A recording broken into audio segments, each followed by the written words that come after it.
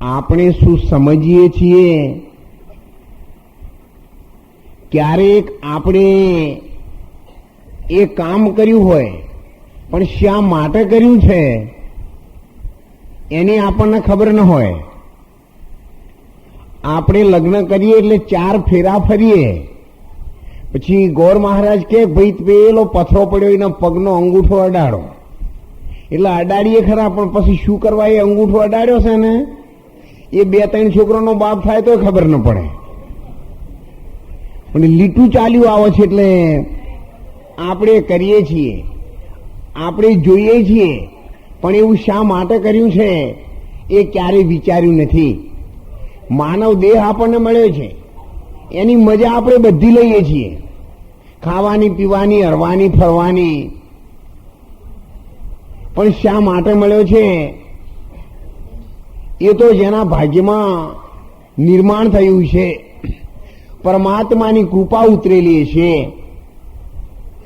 જેને સંચિતમાં કંઈક જમા હશે અને એ પૂર્ણ કક્ષાએ પહોંચાડવા માટે જેણે આ માનવ જન્મ મળ્યો છે એવું સમજશે એ જ પરમાત્માની દ્વાર સુધી આ નૌકાને લઈ જશે. માનવ દેહ ભગવાનના દરવાજે પહોંચવાની એક નૌકા છે.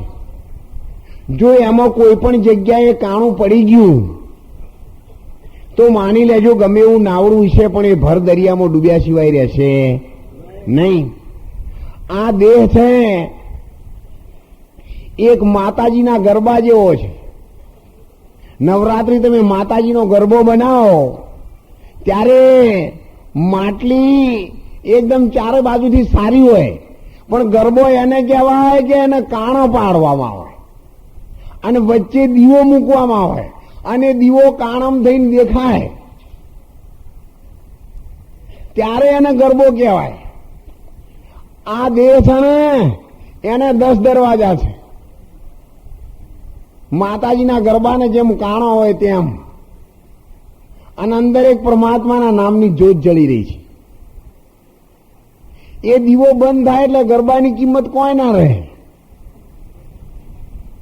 અને અહીંયા જયારે જ્યોત બુઝાઈ જાય ને પછી માતા, ભાઈ, ઘરવાળી જે આપણા ઘરવાળા હોય પણ એવું કોઈ દાડો નથી કે તાણ અઠવાડિયું રાખો.